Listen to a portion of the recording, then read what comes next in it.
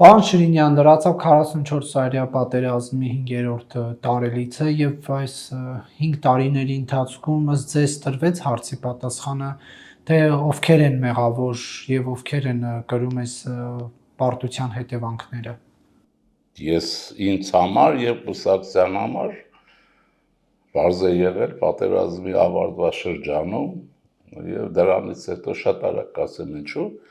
որպես ապացույց կարող եմ ասել նոյեմբերի 9-ի 8-ի երեկոյան ժամը 11-ին այս գրասենյակից ես զորքին եմ դիմել, ասելով այն ինչ որ հիմա կասեմ։ Այստեղ որևէ մեղավորության հարց, չգիտեմ, այդպես ասենք թե չէ, բայց կոնցեպտուալ է հարցը։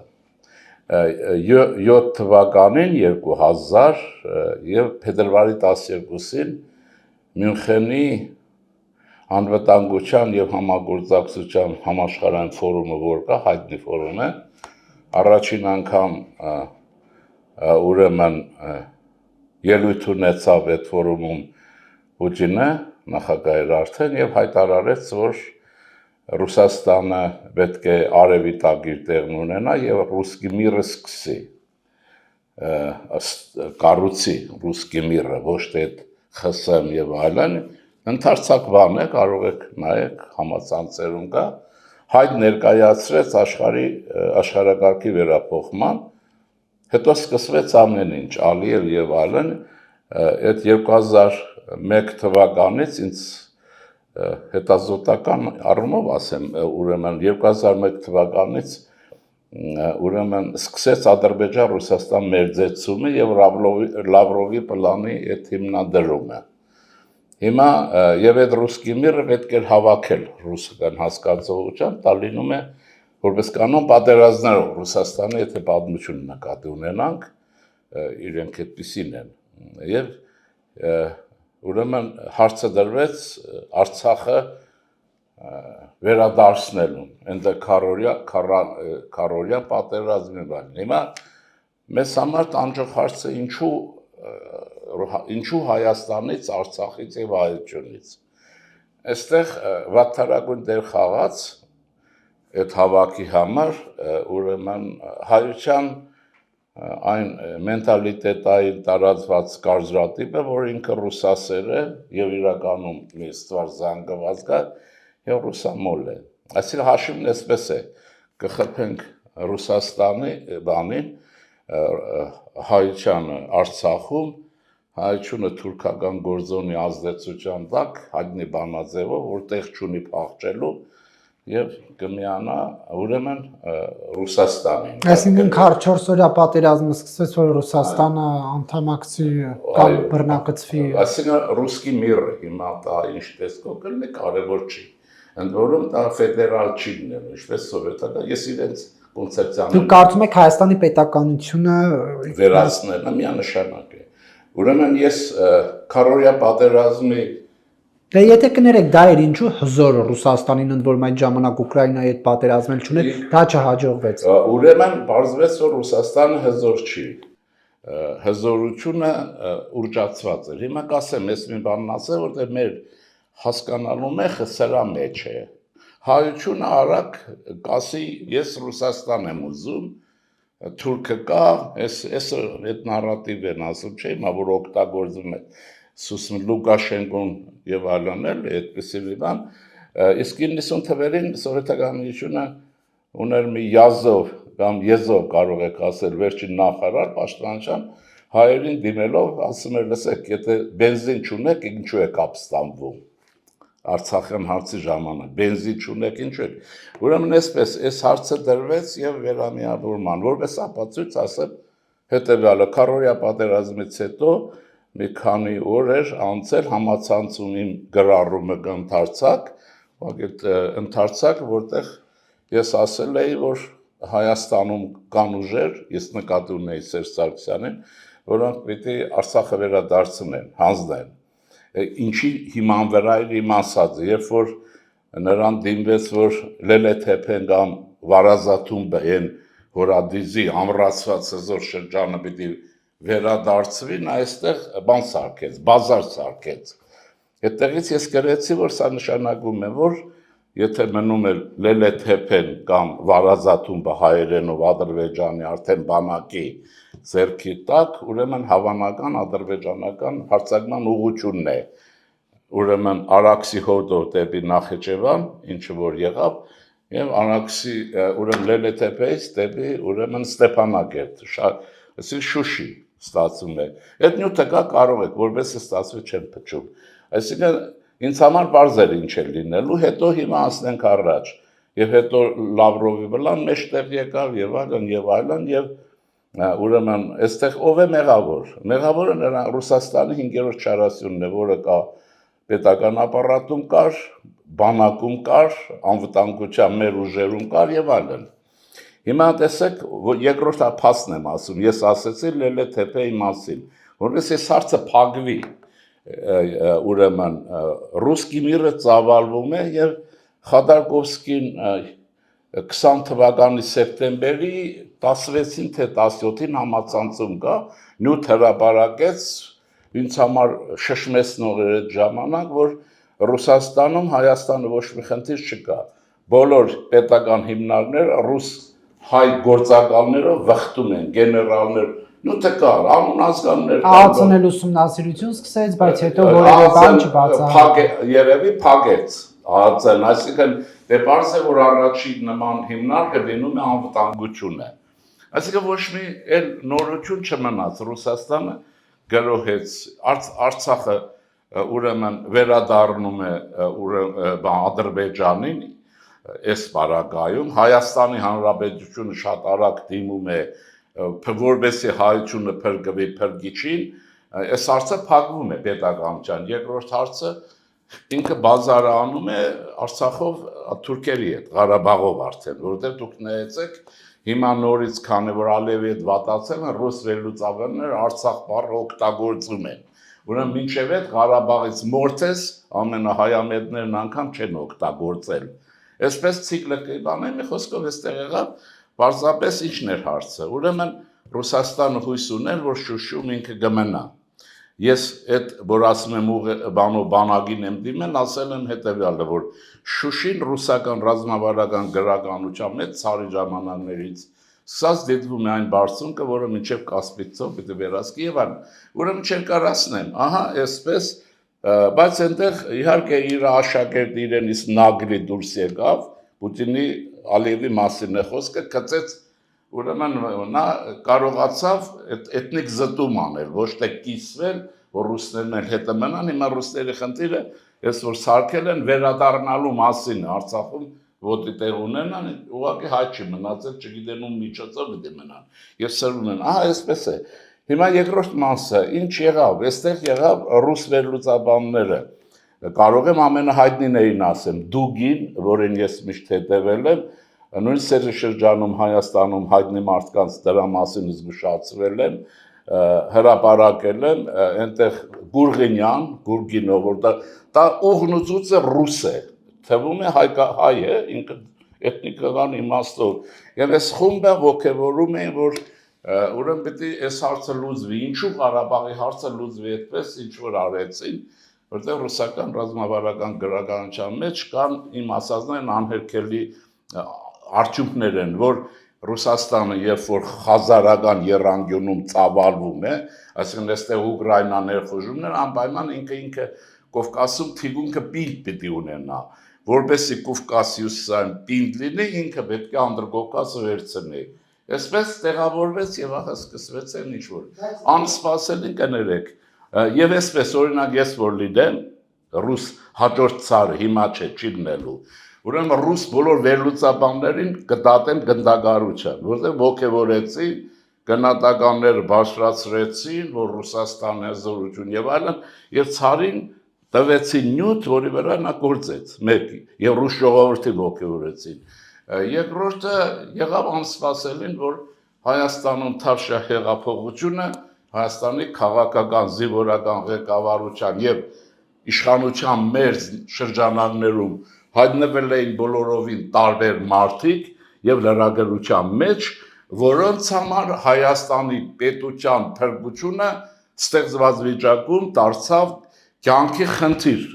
Եվ այստեղ իհարկե բացառիկ դեր ունեցավ վարչապետի գործոնը, որը ինքը չգնաց, ճիշտ է հալածվեց եւ այլն եւ այլն։ Այստեղ է հարցը, պետությունը չկարողացան վերացնել։ Հետո մնացած ամեն ինչ հիշեցեք, իննից հետո ամեն ինչ արվեց, որպես Հայաստանում իշխանությունը տապալվի, մինչև այսօր, որն է չի հաջողվում։ Այստեղ էլ, այսինքն մենք Գերմանիայի տարբերակը եղավ։ Գերմանիան Հիտլերից հետո ուզեր չուզեր Կալինինգրադի մարզը, որ Պրուսիան էր, համաձայնվեց, այսինքն չէր կարող չհամաձայնվել, մնա որպես Պրուսիան է, չէ, Քյոնիգսբերգը, դա ռուսական մնա, բայց Գերմանիան փրկվի։ Հայաստանում ըստ էության այն ուժերի հարաբերակցության մեջ երկրորդ հարցը լուծվեց եւ մենք Դուք ասում եք ռուսները պատերազմի մթնոլորտը ստեղծեցին ռուսները, որ Հայաստանի անկախությունը, պետականությունը, ոչնչացնեն, Հայաստանը բռնակցեն, բայց Լևոն Տեր-Պետրոսյանը, Հայաստանի առաջին նախագահան, կարծում է, որ Արցախը Հայաստան է եւ վերջ հայտարարությամբ Նիկոլ Փաշինյանը Ադրբեջանին պատերազմ հայտարարեց եւ ջախջախի չպարտություն կրեց։ Ուրեմն տեսեք, Հայաստանում ամենամաքիավելյան բացասական իմաստով քաղաքական դեմքը Լևոն Տեր-Պետրոսյանն է։ Մի երեք փաստ եմ ասում, որովհետեւ չցիտեք։ Ուզում եք ցիտեք ձեր գործը։ Պայքար մինչև Ղարաբաղի համար իշխանություն դառնալ հաջորդ օրն ասեց Ղարաբաղի հարցը լուծում չունի, բայց մինչև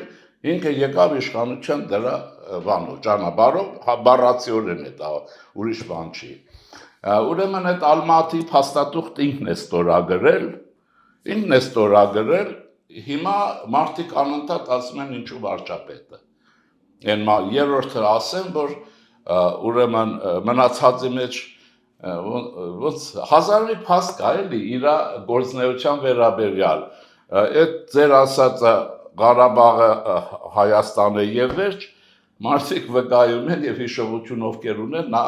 Հայաստանի Գերագույն խորհրդի նիստում առաջին ինքն է ասել ուրեմն ինքը Լևոն Տեր-Պետրոսյանը ուրեմն Ղարաբաղը Հայաստանը եւ վերջ իրեն Նիկոլը իրախոսն է կրկնել, ինչի է կրկնել, չի կրկնել, եւ այսպես կարելի է շարունակել, դրա համար ես կարծում եմ, որ իրեն հիշատակել պետք չի։ Կա նաեւ երկրորդ մասը սրա մեջ, իհարկե Լևոն Տեր-Պետրոսյանի ձևավորած քաղաքական այն խումբը կամ զինվորական ովքեր ուրեմն մտան գործի մեջ, իրենք լավ էլ հասկացել են ինչ եղավ, իրենք այդ Բիշքեկի համաձայնությանը համաձայնվեցին որը համաձայնություն էր պայմանագիր չէր եւ այդ ողջ ինքն է ձևավորել որն իր արդյունքով դրան եկավ դրա համար չկարծում եմ ասի կարող է Տեր-Պետրոսյանը կարծում է որ Վլադիմիր Պուտինի առաջարկը պատերազմը դադարեցնելու վերաբերյալ սխալ էր մերժել Նիկոլ Փաշինյանը մերժեց եւ այսպեսի ծանր հետևանքներ ուրեմն այդպեսի դա պրիմիտիվ մտածողություն է քաղաքականության մեջ միջալոց Մեր ժողովրդին ասեմ, ես հիմա որոշել եմ դառնալ Կամի ուրեմն 19-րդ դարում գերմանացի թե ֆրանսիացի էթնոգրաֆ կա Փայլուն ուղեղեն, որում հայադյաց չի, հայերի հանդեպ լավ վերաբերմունք ունի, նա ասում որ քաղաքականության մեջ հայերը պրիմիտիվ են, բայց չի վիրավորում, կոնտեքստի մեջ վիրավորանք չկա, ասում են պրիմիտիվ են, Ես հիմա ձեզ կարող եմ ասել մի բան, որ դուք չեք անի, որպես հետո ես ձեզ երեսով տամ, այն մտնոլորտ այն վիճակը ինչ-որ կար, ինչ-որ ասել է Պուտինը հաստատ վստահ է եղել, որ Փաշինյանն ընդունել չի կարող, բայց բանն ինչի նման է։ Ինչ է ասել, որ հնարավոր չէ։ Ձեր ասածը ես չեմ եղել, դուք եք ասում են առաջարկել է Լևոն Տեր-Պետրոսյանը Նիկոլը չի ընդունել, իրեն ասեք ինչ առաջարկ է, որ Նիկոլը Ինչ եք ենթադրում, ինչ կա։ Ես ոչ մի բան չասեմ ինչու։ Ես այդտեղ միշտ հարց ունեմ, դու ինչ գիտես ինչ է առաջարկել։ Դու այնտեղ չես եղել, եթե ինչ-որ կապեր չունես, իսկ եթե կապեր ունես Հայաստանի պետության դեմ։ Այսինքն այստեղ այս հարցը պետք է դուրս բերել, որ Բիսմարկն էս ասեց, Բիսմարկի մոտ Շուշիի տարբերակը չէր, կարծում եմ Շուշիի տարբերակն էր, որ հոկտեմբերի Չէ, ես էլ եմ լսել, կարծեմ, բայց վստահաբար այդ օրերին հավանաբար այն կոնտեքստով որ ոչ մեկը Հայաստանում ընդունել չէր կարող, դուք հիշեք ինչ մթնոլորտ էր, ցանկացած իշխանություն Երևանում կհոշոտեր Եթե պարտության մասին խոսք լիներ այդ օրերին, հիշեք մթնոլորտը։ Ուրեմն քաղաքականությունը այսպես պրիմիտիվիզմի մեջ չի, ինչպես եք։ Չէ, դե երկրի ղեկավարը որոշում կայացնողը չպետք է ամբողջահաճո որոշումների Ես ձեզ ասում եմ բաներ, իմ կարծիքն եմ ասում, եթե ուզում եք Լևոն Տեր-Պետրոսյանի իր կարծիք, ես վստահաբար ենթադրում եմ, ճիշտ է, դուք որ նա չէր բանը, Պուտինը գիտի, որ դա չի անելու։ Բայց հաշվի առնելով Ռուսաստանի քաղաքականությունը Վլադիմիր Պուտինի գործունեությունը ինչ եք կարծում, ինչ առաջարկած կլինեին այդ օրերին։ Առաջարկած կլինի մի բան, որը չես անելու։ Ինչ օրինակ։ Ուրեմն երկրորդ ասեմ, ընդհանուր Հայաստանում իշխանություն անընդհատ փոխվեց եւ Ռուսաստանը ոչ մեկին թույլ չտվեց Արցախը չճանաչեն Հայաստանի կազմ եւ այլն։ Թույլ չտվեց տարբեր ձևերով, որովհետեւ այդ վերջին օրն ասի դուք չեք ճանաչել, իզնեք ցեք ուզում։ Ուրեմն բերեք այդ պրիմիտիվիզից դուրս գանք, ես կոչ եմ անում, բայց կարող եք մնալ, կարող է չէ, իմ համար չկա այդպեսի բան։ Եվ այսպես շարունակ։ Այսինքն Վլադիմիր Պուտինի առաջարկածը չէր ենթադրել օրինակ հայկական Ստեփանակերտ լղիմի ինքնավար մաս չէր։ Ի տարբերություն ձեզ եւ Հայաստանի հանրության Պուտինը ինձ համար ոչ հեղինակություն է, որ սկզբում։ Ես չասեցի հեղինակություն, ես ասում եմ ընդհանրապես։ Բայց դա չէր ենթադրում լղիմի ինքնավար մաս։ Ալիևի, Ասալիևի, հետո Իրանի նախագահի ես գիտեմ ուրեմն պետության պահելու ձևը եւ ես պաշտպանում Հայաստան պետության շահերը։ Իրենք ինձ համար հեղինակություն չէ։ Ես նոր ասածին չեմ հավատում, հիմա մեղադրում ես ինձ։ Չէ, ես հարց եմ դուք ծանր եք տանում Լևոն Տեր-Պետրոսյանի մեջբերումները, բայց ամեն դեպքում չէ, ես ասեցի, փաստերն ասեցի։ Մի մեջբերում էլ պետք է անեմ։ Ասա։ Ասում է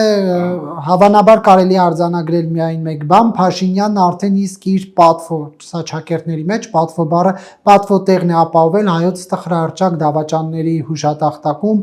Մերուժան Արծրունու, Վահան Մամիկոնյանի, Վասակ Սյունու, Մելիք Շանազարյանի եւ Մելիք Ֆրանգուլյանի կողքին։ Կարող ես բոլորը վերագրես եւ փակենք հարցը։ Լևոն Տեր-Պետրոսյանն է։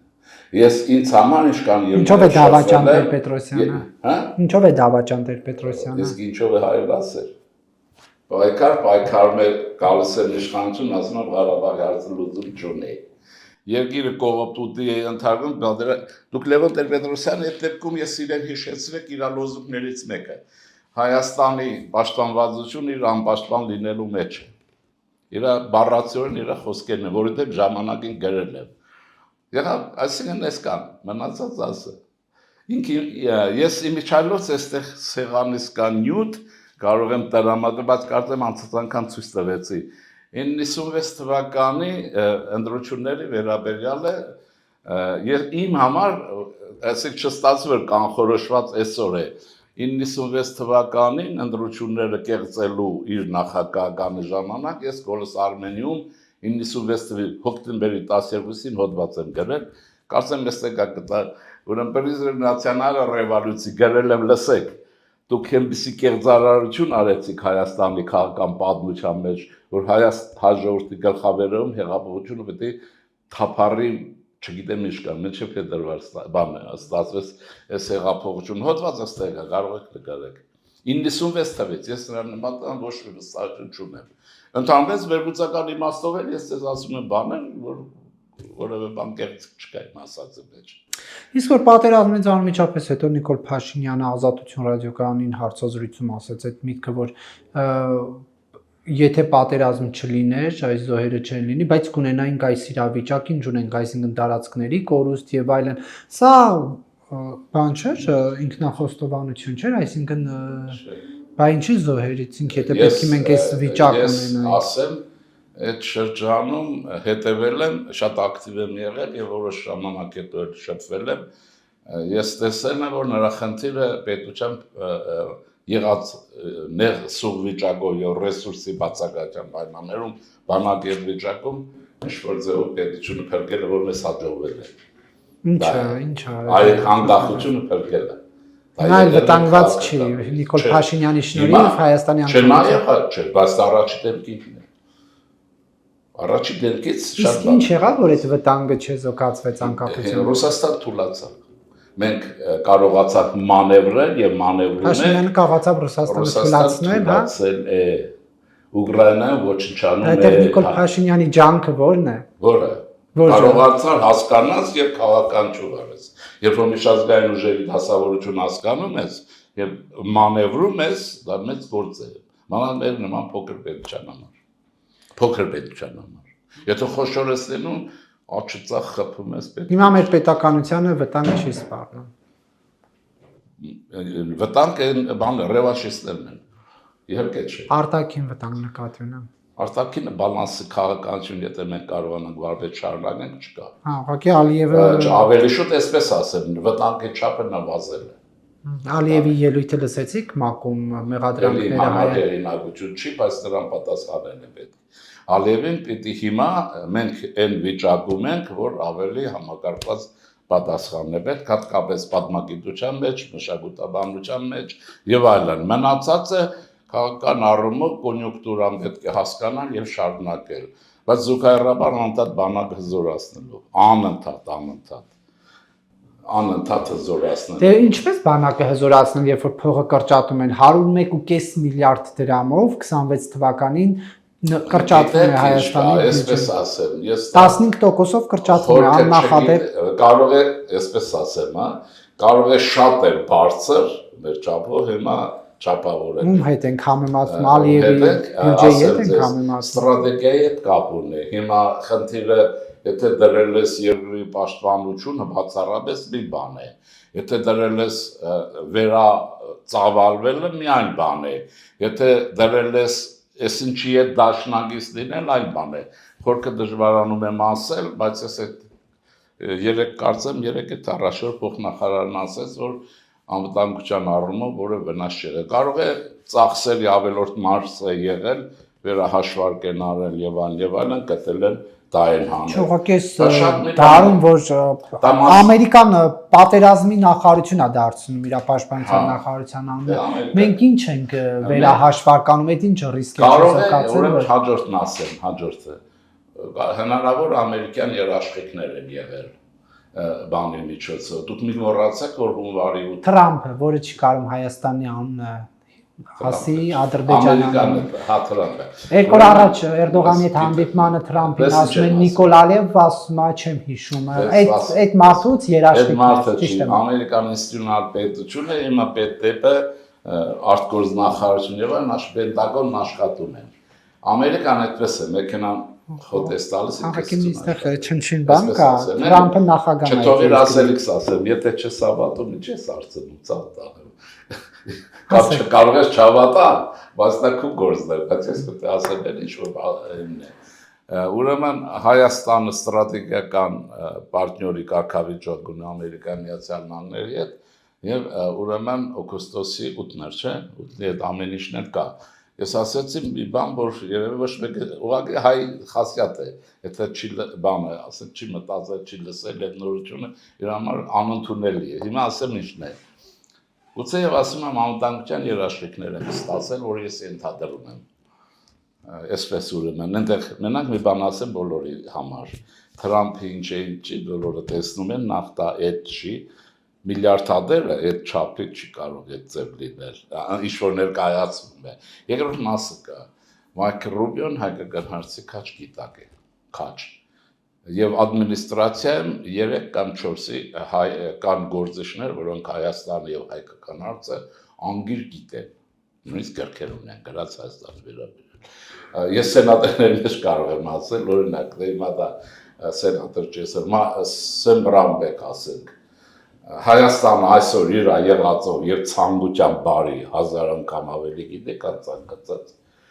ռևանշիստ եւ ֆաշիստ Ինչից եք ենթադրում, որ Ամերիկան մեզ երաշխիքներ է տվել, ինչից եք ենթադրում, ինչն եք հիմքում դնում ձեր կարծիքի, որ Ամերիկան մեզ երաշխիքներ է տվել, դրա համար բանակի փողը կրճատում են։ Որովհետեւ դժվար մարդիկու ապուշ չեն, այսօր վերցնում են փողը կրճատում են։ Կամ էլ բյուջեին փող չկա։ Կամ էլ փող չկա։ Եվ Բաքվից հայտարարություններ են։ Դե այդ Բաքուն ինձ համար փաստ չի, ձեր համար է փաստ։ Բաքուն ոչ Բաքուն, ոչ էլ Մոսկվան ինձ համար որևէ փաստ չէ։ Ես աշխատում եմ, այսօր հենց կակրած բաների նման հարց եղել, Վիեննայից պատասխանել եմ։ Ես աշխատում եմ ոչ թե լրատվության լուրերով, իհարկե դրանք նայում եմ, այլ ես աշխատում եմ իմ վերլուծական այն կարողություններով, որոնք ունեմ, եւ մասնագիտական հմտություն։ Չէ, պարզապես երբ որ ասեցի ձեզ էլի։ Ալիևը հայտարարում է ապառազմականացման մասին, զենքեր ասում է առած հետ տվեք, դրա ֆոնին մենք փող ենք կրճատում Հայաստանում բանակի, իդեպ իրենք ավելացնում են 90 միլիոն դոլարով ավելացնում են։ Գիտեն էլ ինչ որ ասեցի ես, հիմա ենթադրեք, օրինակ եմ ասում, Հայաստանի պետբյուջեն փող չկա, ինչ են անելու։ Ինչ եք ասում։ Չէ, փողի խնդրեմ չկա, ամենաբարձր մակարդակով հայտարարել է։ Պետբյուջեով ֆինանսավորել պատերազմը։ Ամենաբարձր մակարդակով հայտարարել են, փողի խնդրեմ չկա։ Մնացածը այդ հարցերը պիտի գնաս գլխավոր շտաբ, ոչ թե աճի ծախից իմ կարգի վերլուծողում էր, գլխավոր շտաբում այդ հարցերը բարձես։ Դա գիմանա, եթե բացառապես Հայաստանի լավ, այդ հարցերը իրենք կարող են։ Այսինքն ինչ է ասել ձեզ Ամերիկան, որ եթե հարձակում լինի ձեր վրա մենք կմիջամտենք, կդիմակայենք, դա երաշխիք է եղել, թե այնպես կանեն, որ այդ հարձակումը չի լինի։ Չէ, կարող է Ալիևի անկաշներ քաշել են, ասես լավ, կարող է բեղին են խփել, կարող է կոռուպցիոն սխեմաներ են հանել, դա տարբեր է լինում, դա հիմա ես չեմ կարող։ Ես ասի ես ենթադրում եմ։ Չէ, բայց հիմա եթե ես ասում եմ ես ենթադրում եմ, որ հիմա անձրև կա, ես գոնե նայում եմ երկինք, տեսնում եմ անպամած է եւ իմ ենթադրությունը դրանով եմ, հա, հիմնավորում։ Բայց անձրևը կարող է շատ արագ Դուք ձեր ասածինչով եք ենթադրում։ Ինչու ասի ես կարող եմ ենթադրել, որ Ամերիկայից երաշխիքներ են ստացվել։ Հիմքում բան չունեք, ուղղակի զուտ ենթադրում։ Ունեն վերլուծական այսպես կարողություններ։ Հիմա ինչն եք ինչի հետ այսպես վերլուծել, համեմատել, որ եկել եք նրան, որ Ամերիկան կառավարության, որովհետև այդ կրճատումը չի կարող լինել այնպես, ինչպես դուք ենթադրում եք, հենց այդպես նստեցին, կրճատեցին, ասին թե հիմա թուրքը հարձակվի, ադրբեջանցին հարձակվի։ Հասկանում եք, ոնց է, ես այդպես չեմ մտածում Հայաստանի իշխանության մասին, որ ինչպես էստեղ նստած մտածում են ոնց անեն Հայաստանի համար վաղ։ Դե ասում են խաղաղություն ենք բերել, դրա շրջանակներում են կրճատում։ Որովհետև ինչ կա, Հիտլերին որ նայես, չէ, Ստալինին։ Ստալինն է հրձիկ այդ պատերազմների, երբեք պատերազմից չի խոսել, ինքը խաղաղություն ուզում, գիշեր ցերեկ։ Բանն էլ մի ուրիշ խոսքեր կա, այն ասում է Թուրքիա եթե խոսում է խաղաղությունից, աստված պատերազմ է լինելու։ Այդ մշակույթներն իմանալ, ոչ թե բառերի օգտագործում է։ Դուր է գալիս թե չէ, այ եթե մենք ունենայինք լավ զինված ուժեր, վստահաբար քիչ կխոսեին խաղաղությունից։ Բայց դա իմ տեսակետը չէ, օրինակ ես խաղաղության հարցում այդքան էլ համաձայն չեմ, մեր ձեր եւ մյուսների պրոպագանդայի, որ ազգային պրոպագանդա չկա։ Խաղաղության մասին չի խոսել, որտեղ երկիրը պետք է պատրաստել պատերազմի, դա բանաձև է, հին հռոմից։ Հիմա բայց դա այդ բանաձևը չի կիրառվում։ Կիրառվում է, հաստատ։ Ուրեմն ինչքան ունենաս Դուք վարչապետից շնորհավորանքներ չստացաք խաղաղության, որ խաղաղություն է արդեն ինչ պատերազմի պատրաստելու մասին։ Ձեր կյանքով չեմ ապրում, իմ կյանքով եմ ապրում, եւ դրանք իմ համար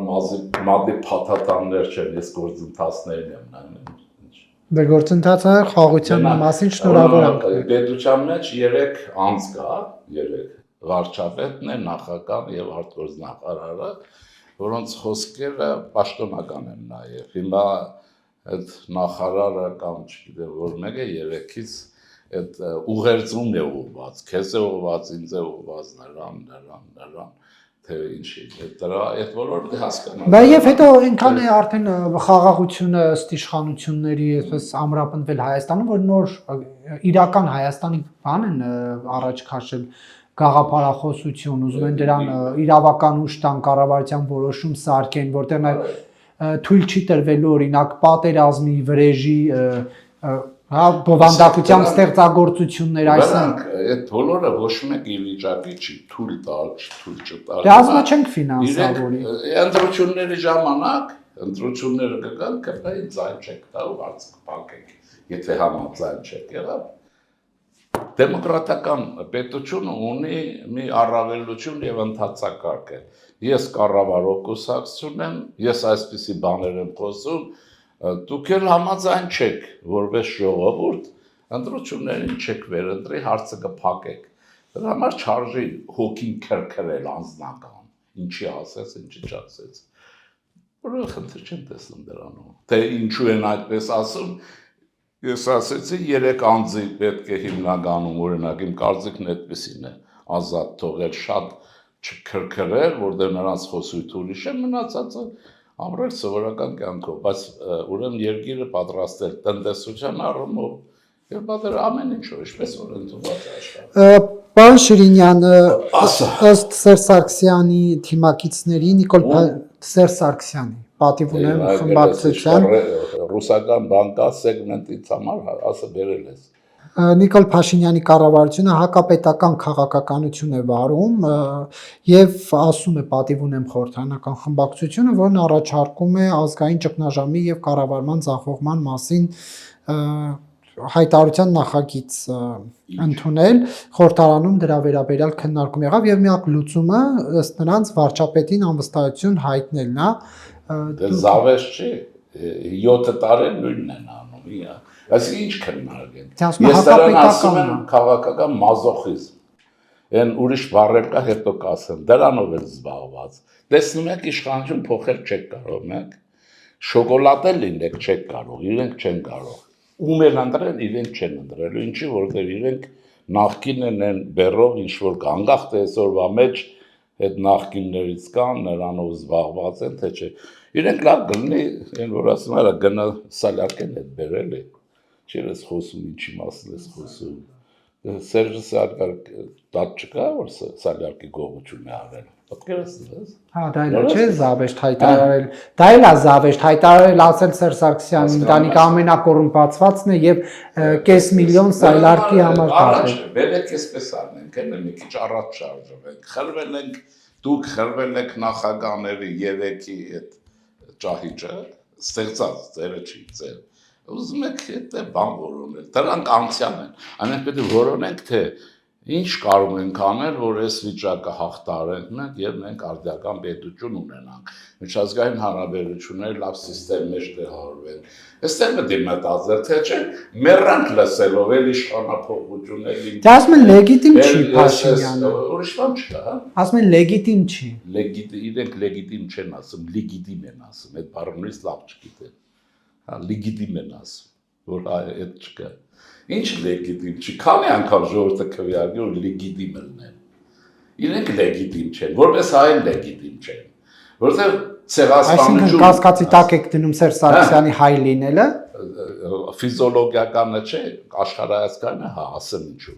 Որովհետև ուրեմն ցեղասպանության ենթարկված այս տառապանքներով ժողովուրդ, որը էս եւ իրեն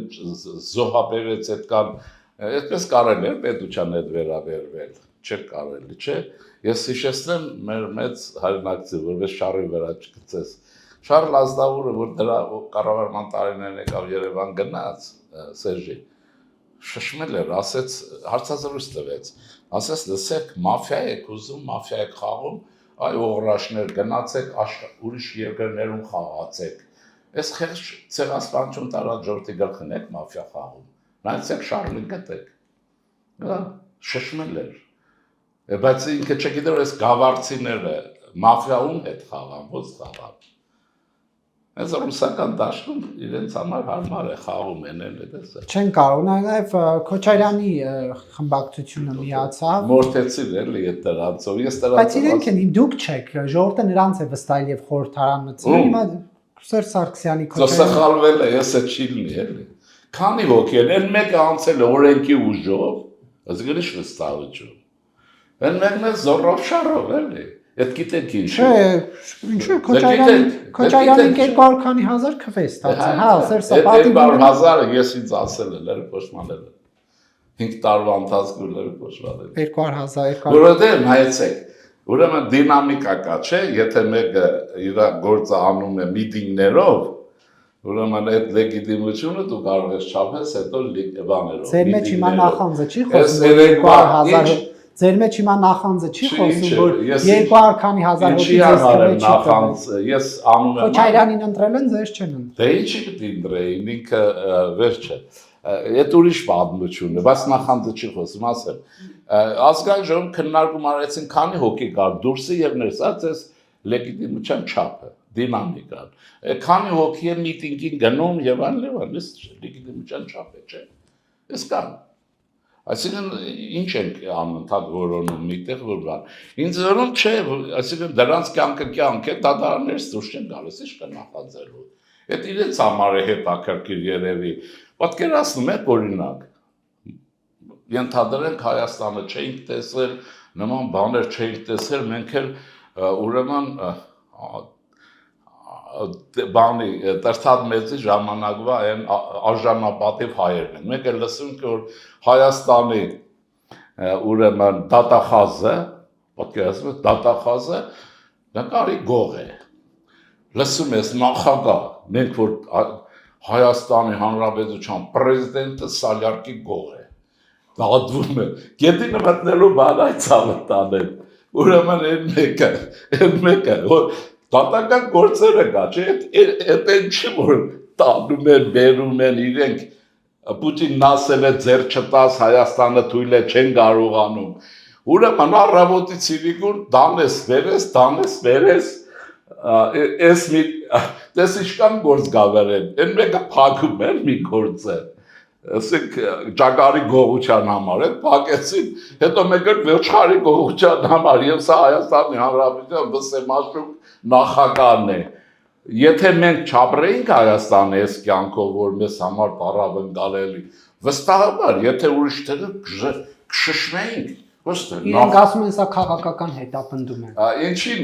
այդ սալյարկի, հիմա այն ասում է,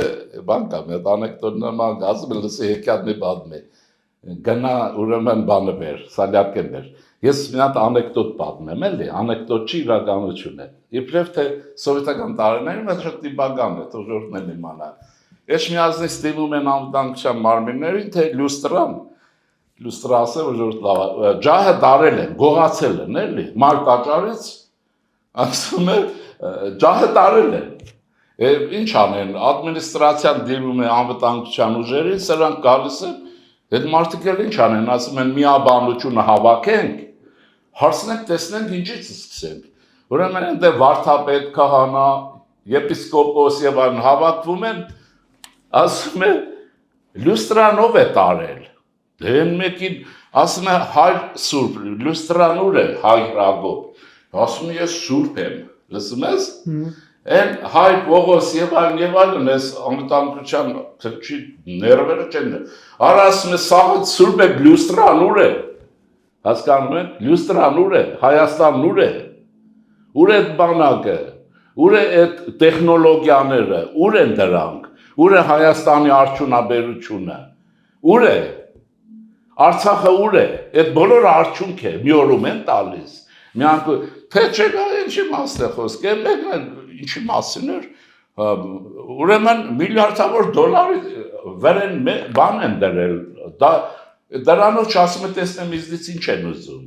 ինչը գողացածը թետ են ուզում, գոնե տղամարդուն աղեք, ասեք ես տոկոսը ձեզ դեն մեկը թողեք ինձ։ Դա ով ասի։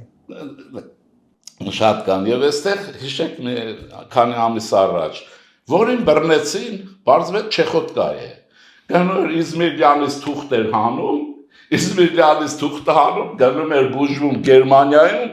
գնում ռուսական տայգարերում թաքնվում, այդտեղից է սպարապետ է ուզում ճագարների համար են մեկը, խայտարակություն է, չէ, սա ազգային, չեմ հասկանում ինչ է,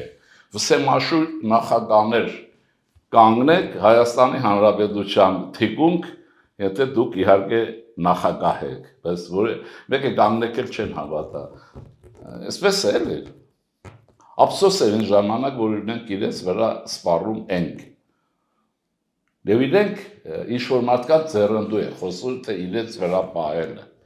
չեն լինելու, իրենց երեխեքն էլ չեն լինելու, կարող է եկողներ իրենցից վատ լինեն, բայց իրենք չեն լինելու, իրենք հաջորդի հաշվից դուրս են գրվել, որպեսզի ապացույց լինի, ասեմ քեզ, իրենց առաջարկի առանց ախրանայի, դες ախրանա ռուսերեն է, թող ման գան քեզ հետ, Բերեք փողոցում քայլեք 3 նախագահ, 4 նախագահ, ռիսկ են անելու, փողոցում քայլեք։ Դե ոնց Նիկոլ Փաշինյանը ռիսկ չի անում, այդպես էլ ասեցի կարող է եկողներն ավելի վատ են բան, բայց որովհետև դուք իրենց հարցն եք վերեք։ Այդ 3 նախագահներին, մի դյուժին վարչապետներին, մի երկու դյուժին դատախազներին, մտ առաջարկեք, ասեք առանց ախրանի, եկեք այդ օպերային թատրոնի շուրջը մի կես ժամ քայլենք։ Դե քայլեն։ Ինչի չեն քայլում։ Իրենց երկիրն է, իրենց ժողովուրդն է, իրենց ստեղծած դրախտն է, Լևոն Տեր-Պետրոսյանի դրախտն է։ Ասա։ Պարոն Շիրինյան, Ռուսաստանի հետ կապված է, Գյումրու քաղաքապետ Վարդան Ղուկասյանն ասում է մենք պետք է Ռուսաստանի հետ միություն կազմենք, ասում է Հայաստանն է ինչ է, որ չկազմի այդ միությունը Ռուսաստանի հետ։ Ես նույն պահանջը ներկայացնեմ։ Հայաստանի կառավարությունը պետք է շտապ միջոցներ կազմի այդ մարդուն աշխատանքից ազատի եւ ժողովուրդն է։ Սա մեր կարծեմ ներքին գործերի նախարարությունը ունի սահմանադրական կարգի պահպանության բաժիններ։ Իրենք պետք է զբաղվեն իրենով։ Բժիշկներն էլ զբաղվեն նաեւ պետության պաշտոնյան ինչ իրավունք ունի հակապետական հայտարարություններ անի։ Դե չէ, ասում է ինքնավարությունը, բանը պահելով։ Ես էլ ասեցի իմ ինքնիշխանությունը պահելով, դե ասում է ամբողջ աշխարհն է, Չինաստանն է միությունը կա։ Այո, սրանք պետք է ասես ախպեր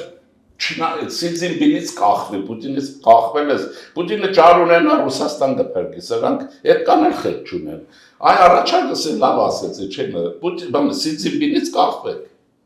Պուտինը չկա էլ, Պուտինից կախվելը քիչ անեք։ Ռուսաստանը Բայց Հայաստանի վարչապետն էլ է կախվել Ռուսաստանից, գնացել ատոմակայանի հարցեր քննարկում։ Ատոմակայանի հարցեր գնացել քննարկում եւ սա արևմտամետների համար սառը ցնցուղ եղավ, որովհետեւ մինչ այս ասում են Ամերիկան գալու է ատոմակայանը կառուցելու է, հա տեսան։ Սառը ցնցուրը դոլովանն են ես ինչ անեմ։ Բալանսի քաղաքականությունը Լևոն Շանթն ասում էր, մեր մեծ Լևոն Շանթը, նշանակ ասում է բոլորի հետ հարաբերվել եւ բոլորի հետ բլեֆ անել։ Ֆլիրտ անել քաղաքականության մեջ, ասում է քաղաքականության կանոն է, որ ես բաժանում եմ։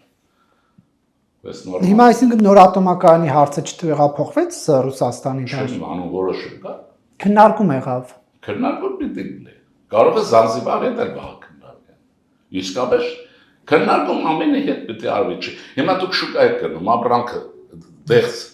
ծիրան շատ եք սիրում, տարբեր տեսակներ կան։ Մենք չտեսնեք, ինտել ասել է, եթե լավ ծիրան չբերես, տնից դուրս եմ անելու։ Ուրեմն դե գնա շուկանաս, ծիրան կա թե չկա, որ տեսակը որը չնայես։ Բավար գնաս, տնից դուրս անելու։ Բայց այս դեպքում պարտադրանք չկա։ Իման ասել, որ ես գիտեմ միջուկակետներից, շատ է այդ բանը։ Ռուսական տեխնոլոգիաների մեջ էժան եւ շատ որակով առաջարկներ կան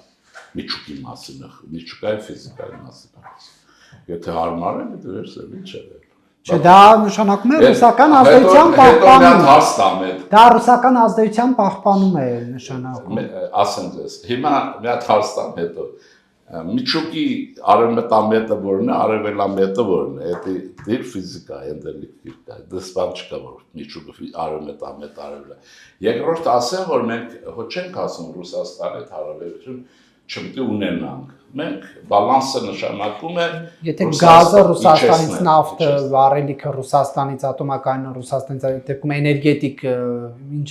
էին ասում են բալանսավորումը բայց տես ինտելիգենտ չէ նարեկ ու շատ եթե լինես կտեսնես որ դրանք նյութական ռեսուրսային են առայժմ իհարկե ես եթե լինեմ ազգային ժողովում ուրիշ այսինքն կունենամ շատ ավելի տեսակետ որ քաղաքականություն պիտի լինի տեխնոլոգիաների առումով Հայաստանը տեսնում եք տեխնոլոգիաների ինչ ներկրում ունի կամ ներդրում ունի այդ բոլորը գալիս է արևմուտքից այսօր շատ նորմալ է իսկ Չաբարից էլ երկու են ֆուրերը եկան Չաբարից Իրանով բալանսի քաղաքականությունը չի ենթադրում հարաբերություն չունենալ այլ բոլորի հետ կարողանալ ինչ-որ չափով եթե շահի համատեղում կան Պարոն Շիրինյան, արդյոք Հայաստանի Հանրապետությունը կառավարությունը խլում է մարդկանցից իրենց սեփականությունները թե ոչ, հեծի մասով օրինակ այսպիսի մտքեր են արտահայտում, ասում են դեռ չկա բանը, չէ, օրինակ հանրային ծառայությունները կարգավորող հանձնաժողովի եզրակացությունը, բայց Նիկոլ Փաշինյանն արդեն հայտարարեց, թե հեծին ինչ ճակատագիր է սպասվում ՔՊ համաժողովի ժամանակ, կամ ազգայնացվում է, կամ ազգայնացվում է մի մասը պահում է պետություն իրան, մի մասը հանձնում է կառավարման։ Սա արդյոք խնդրահարույց չէ։ Հայաստանի բանը սահմանադրություն խախտել է, խախտել է սահման, չի խախտել։ Ուրեմն Հայաստանի Չի ճնշել անկախ մարմնի։ դա վարչապետն է երկրի, վաղներ դուք կրնեք, վարչապետը դուք եք եւ կառավարության նախագահն եք ձեր լիազորությունների շրջանակում, ես որտեղ որևէ հարց չեմ տեսնում, ընդհանրապես չկա այդ հարցը։ Ուրիշ հարց կա, թե Հայաստանում եղած սեփականության հիմքը որ մասնավոր է, որտեղ է հիմքը, որն է գերակա շահը։ Ինչու է գերակա կողոպուտը շահ։ Հասկանում եք ոնց։ Կողոպտում է Սամվել Կարապետյանը։ Բա ինչ է արել։ Բա ինչ է արել, եկել է բացում են, ինչ ես ասում։ Հանցան ծառայություններ, ներդրումներ եւ այլն արել է թե չէ։ Հնարավորություն են, չէ։ Ինչի՞ է դրան դեմ։ Ես ասեմ, որ եթե մենք անվտանգությունով այդ պաշտպանության նախարարության փողերով շատ ենք զբաղված, մի տեսակ բան եղել, էյֆորիա է, թե էս ինչ են անում, էս ինչ են անում։ Համոզված եմ, որ Վարշավացիներին ու նամուկներ լինել, որտեղ սաբոտաժ է գնում պետականության, գլխավորը դա չի։ Ուրեմն, այստեղ հարց է, Հայաստանի Հանրապետության տնտեսության մեջ պետական սեկտորը կամ պետության մասնակցությունը տնտեսությանը որոշակի տոկոս պետք ունենա, եթե հաշվի առնենք, որ Ադրբեջան, Թուրքիա եւ այլն մեր աշխարհագրությունը պարտավորեցնում է պետականության նման մոդել ունենալ։ Եվ ստրատեգիական նշանակության օբյեկտները կամ